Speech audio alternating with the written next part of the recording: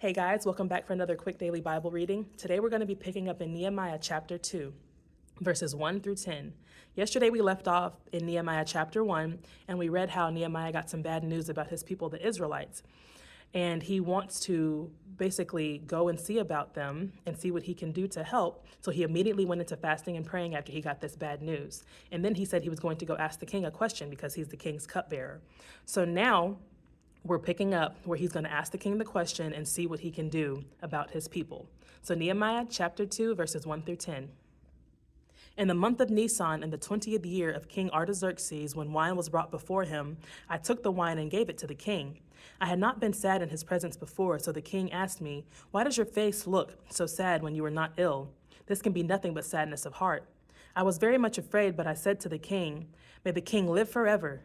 Why should my face not look sad when the city where my fathers are buried lies in ruins and its gates have been destroyed by fire?" The king said to me, "What is it you want?"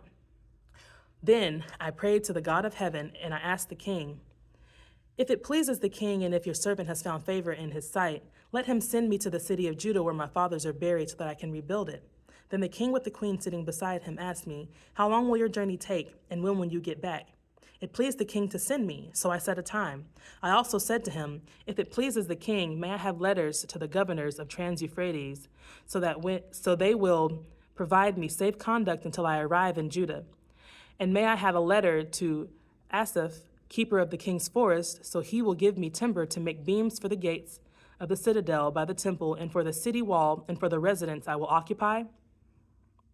And because the gracious hand of my God was upon me, the king granted my requests. So I went to the governors of Trans-Euphrates and gave them the king's letters. The king had also sent army officers and cavalry with me. When Sanballat, the Horonite, and Tobiah, the Ammonite official, heard about this, they were very much disturbed that someone had come to promote the welfare of the Israelites. So that's where we're going to end today. So after he got permission from the king to go and do what he was trying to do, he said the hand of God was upon him, because the king not only granted him the ability to go, but he gave him letters to get timber for what he was trying to build and for where he was going to live. And he also had army officers with him to protect him on his journey, along with all the letters for the people that he was going to pass by and require things from. And when these people heard about it, Tobiah and Sanballat, when they heard about it, they were immediately vexed, even though it has nothing to do with them. It doesn't even say they're Israelites. It says they're an Horonite and an Ammonite. So they're about to be vexed and try to tear him down. So come back tomorrow so we can finish up this chapter 2, and then continue reading from there. I really love the book of Nehemiah, so you guys stay tuned. See you next time. Bye.